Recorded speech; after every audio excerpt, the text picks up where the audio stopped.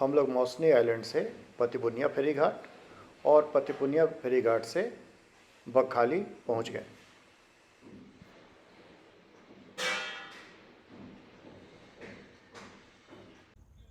हम लोग बकहाली सी बीच पर है और सी बीच के ठीक सामने में केवल दो होटल है। एक होटल जो अभी आप देख रहे हैं ये है द्वीपयान, ये हमारा होटल है, और एक बगल में एक होटल है जिसको बोलते हैं बीच बैंगलोर। तो ये दो ही होटल है जहाँ पर कि आप ठीक सी बीच के सामने हैं और आप यहाँ पर समुद्र की लहरें अपने होटल से देख पाएंगे। अभी लो टाइड है इसलिए आपको दिख नहीं रहा है, अभी लहरें पीछे हैं, लेकिन हाई टाइड में यहाँ तक जहाँ तक मैं खड़ा हूँ वहाँ तक हमने देखा था लहरों को। सी बीच पे ये होटल्स दो ही है और चूँकि दो ही होटल है सी बीच पे तो इनका रेट थोड़ा ज़्यादा है उन होटल्स के मुकाबले जो सी बीच से थोड़ी दूरी पर है। हम लोग शाम में बकहाली सी बीच पहुँच गए।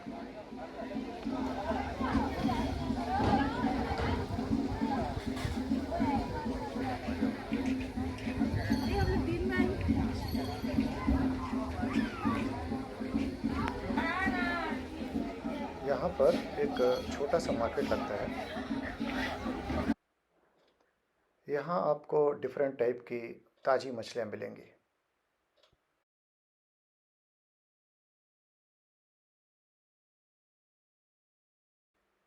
यह बकहाली सी बीच का सुबह का नज़ारा है। थोड़ा काऊ हग डे का प्रैक्टिस कर लेते हैं। बकहाली साइट सीइंग के लिए हमें ऋतिक मिल गए जो ऑटो चलाते हैं और ये बहुत अच्छी जानकारी देते हुए हमें बकहाली के अलग अलग स्पॉट्स पर ले गए। ये हम लोग पहुंच गए हैं अभी हेनरी आइलैंड में। यहाँ पर बहुत कम लोग आते जाते हैं और यहाँ पर आसपास में कोई एकोमोडेशन नहीं है, तो आपको बकहाली रुकना पड़ेगा और बकहाली से ही फिर यहाँ पर आना पड़ेगा। तो ये जो बीच है ये काफ़ी साफ़ सुथरा है क्योंकि टूरिस्ट का आना जाना यहाँ पे है नहीं और परमिशन भी नहीं है। आप आफ्टर 4:30 PM आप यहाँ रुक भी नहीं सकते हैं। यहाँ पे गार्ड होता है जो आपको 4:30 के बाद यहाँ रुकने नहीं देगा। यहाँ आप जब आते हैं तो यहाँ आने के लिए अभी आज मतलब यानी फरवरी 2023 में 10 रुपये पर हेड यहाँ पर आने का फ़ी है। तो आप यहाँ पर आएंगे देखेंगे काफ़ी साफ़ सुथरा है। तो कभी भी आप बकहाली आते हैं तो इस पॉइंट को ज़रूर एक बार घूम लीजिए। हमें हमारे ऑटो ड्राइवर ऋतिक ने बताया कि आसपास में ही एक जगह है जहाँ पर चोर बाली है। चोर बाली यानी चोर बालू, यानी कि अगर कोई वहाँ पर जाए तो वो धीरे धीरे बालू में धंसता चला जाएगा और पूरा का पूरा वो अंदर चला जाएगा। तो वहाँ पर किसी को जाने नहीं दिया जाता है। ये हम लोग हेनरी आइलैंड का वॉच टावर पे है। तो वॉच टावर में है, वॉच टावर से देखिए सामने पूरा का पूरा जंगल जो दिख रहा है ये मैंग्रोव फॉरेस्ट है और जो ज़्यादातर इसमें पेड़ है वो सुंदरी के पेड़ हैं। और वो जो सामने में जो बिल्कुल सामने तरफ में जो दिख रहा है एरिया, वो जो एरिया है वो बकहाली का है। और अब दूसरी तरफ मैं आपको दिखाता हूँ। तो आप जो दूसरे तरफ में जो एरिया है यहाँ पर देखिए कि बहुत सारे आपको लेक दिखेंगे, छोटे छोटे तालाब। यहाँ के लोग जो हैं वो मछली पालने के लिए छोटे छोटे तालाब यहाँ पर बनाए हुए हैं। एक्चुअली एक गवर्नमेंट का है। तो यहाँ बकहाली का जो इकोनॉमी है उस इकोनॉमी में ये फ़िशिंग जो है वो सबसे इम्पोर्टेंट है। मतलब यहाँ के लोग फ़िशिंग पर ही डिपेंडेंट है। ये पूरा का पूरा एरिया लेकिन जो आप देख रहे हैं जितने सारे ये तालाब दिख रहे हैं ये सारे के सारे तालाब एक गवर्नमेंट के एरिया में आता है। और वैसे जो प्राइवेट लोग हैं वो भी फ़िशिंग पे ही यहाँ पर निर्भर है। यहाँ से हम लोग फ्रेजरगंज फिशिंग हार्बर गए।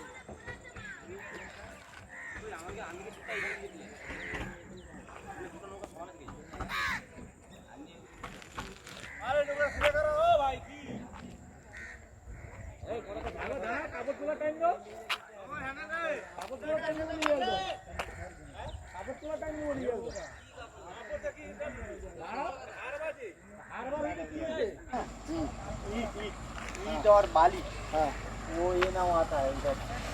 अच्छा ये नाव सिर्फ ईंट और बाली ले आता है और मछली नहीं पकड़ते ये लोग। अच्छा ये वाला नाव जा रहा है, हाँ तो बाली जो घर होता है ना हाँ बीच बीच, वो वाला वो ले आता है। हाँ। अच्छा ये जो मरीन पुलिस है कब जाएगा ये ट्रायल पे जाएगा, शाम को 5 बजे एक बार निकलता है, सुबह निकलता है, हाँ देखता है कोई कोई इलीगल काम कर रहा है ये नहीं, फिर जाता है, जाके लाइसेंस चेक करता है। अच्छा कोई टलर घुस मतलब गया, ये लोग किसी को रोक करके और डॉलर को पकड़ ये करेगा। वो शार्क होता है ना, हाँ वो तो इनलीगल है, हाँ। वो पकड़ने के लिए इनलीगल है। वो लोग जाता है शार्क पकड़ के। तो ऋतिक ने बताया कि बांग्लादेशी मछुआरे भारत घुस जाते हैं फैजा मछली मारने के लिए, और चूंकि बांग्लादेश की हिल्सा मछली काफ़ी टेस्टी होती है, इसलिए कई बार भारतीय मछुआरे हिल्सा मछली के चक्कर में बांग्लादेश चले जाते हैं, और इन्हें रोकने के लिए पेट्रोलिंग की ये जरूरत पड़ती पुलिस है। स्टेशन का अंडर पड़ता है।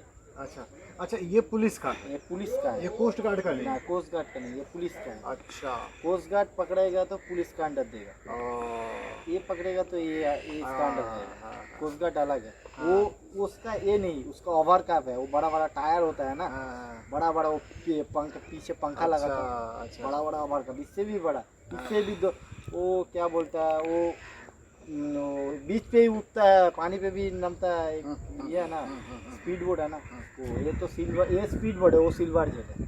ओ, अच्छा टायर का तो वो धार में भी आ सकता है, मिट्टी पे भी चल सकता है। अच्छा। ये बखाली का कारगिल सी बीच है। ये बखाली एरिया का सबसे ही अच्छा बीच है, और ये सनसेट पॉइंट भी है। तो शाम के समय आप यहाँ आ करके और टाइम जरूर बिताइए। ये सी बीच यहाँ का सबसे साफ सुथरा और देखने में बहुत ही अच्छा सी बीच है। पास में कुछ दुकानें भी हैं, कम हैं दुकानें, स्नैक्स और आपको नाश्ता खाना मिलेगा यहाँ पर।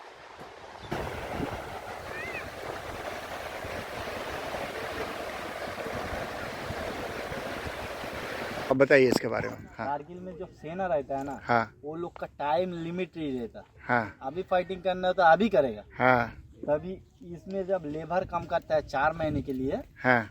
ये लेबर सब जितने बजे रात के 1 बजे बुलाएगा तो 1 बजे नाव के पास जाना पड़ता है। अच्छा 1 बजे जाने के मछली उठा के, फिर मछली सूखा मिट्टी पे डाल के, हैं पूरा सुबह सूरज उठेगा तो ड्राई होगा।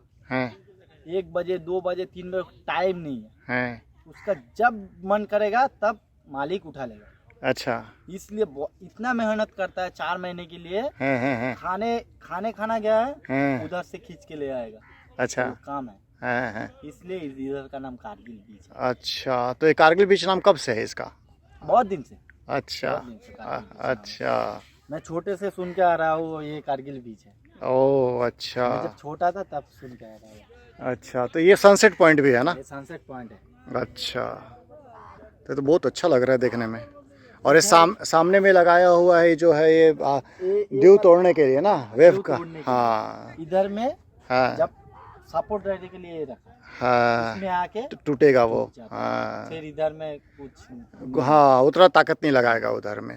तो इधर में आप बता रहे थे कि ये जो है ताकत लगा करके उधर में तोड़ दिया है, वहाँ पे जो है हाँ, वहाँ पर पूरा टूट गया है। रामफान पे तो ये ब्लॉक से उधर पानी चला गया था। अच्छा, वो दुकान है ना, वो दुकान से उधर पानी चला और गया। ये नया बना है ना ये? नया बना। अच्छा। फिर इधर से 8 घंटा 3 घंटा 2 घंटा जो जैसे फिशिंग करता है, जो मछली पकड़ने जाता है, पूरा उधर से चला जाता है। अच्छा 8 घंटा 2 घंटा 3 घंटा नाव चला के चला देता है। कितना किलोमीटर? हाँ हाँ 8 किलोमीटर चला जाता है। हाँ फिर 2-3 दिन मछली मिल गया, हाँ 2 दिन बाद चला जाता है। हाँ। उसको बहुत मछली 1 दिन में चला जाता है, हाँ। फिर 1 हफ्ता रह जाता है, 10 दिन रह जाता है। ऐसे ओ अच्छा। मेहनत करता है बहुत इधर का लोग। हाँ, पूरा मछली पर ही पूरा है लोग का पूरा नहीं? है ना। अभी तो लो टाइड आया हुआ है, हाई टाइड में आता होगा।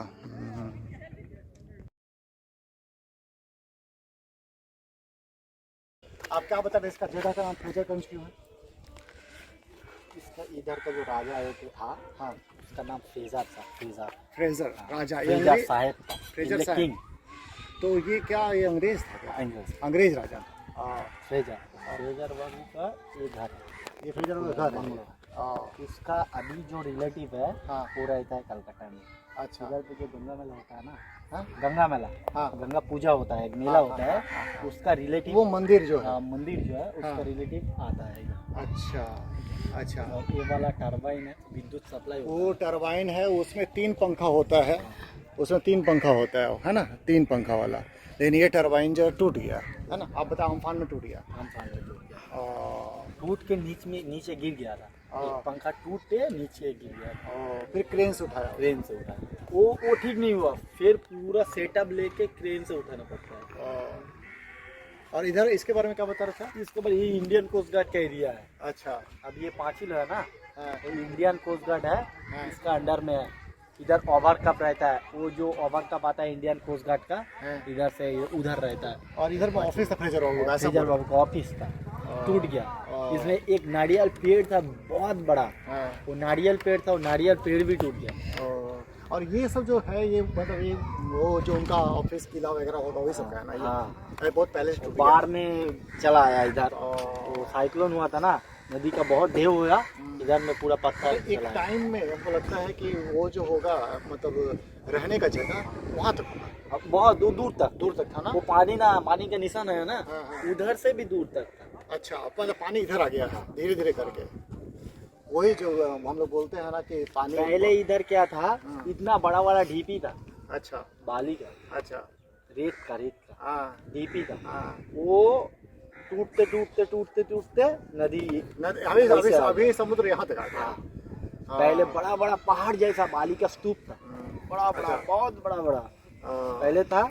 अभी बाढ़ आया, हाँ। टूट गया, हाँ। हवा से पानी रेत निकल गया, हाँ। रेत रहता है ना, हवा से चला जाता है, हाँ। दूसरा जगह इकट्ठा हो जाता है, हाँ। ऐसे करके पूरा तो हर जगह हम लोग वही कहानी देख रहे हैं कि समुद्र जो है ऊपर हो गया, ऊपर हो करके और ज़मीन को डुबो दिया। मतलब ग्लोबल वार्मिंग जो है, बोलता है ना कि समुद्र ऊपर उठेगा, बहुत सारा द्वीप खत्म हो जाएगा, तो ये तो धीरे धीरे हो ही रहा है।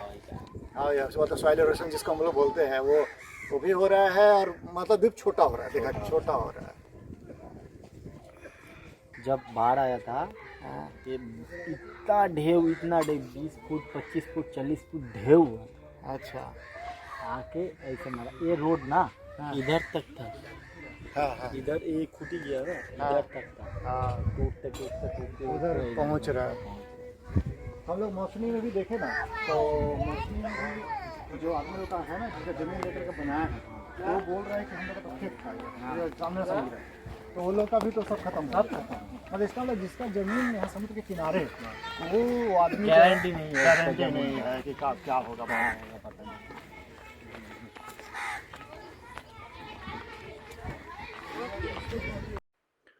फ्रेजरगंज में सूखी मछलियाँ भी दिखी।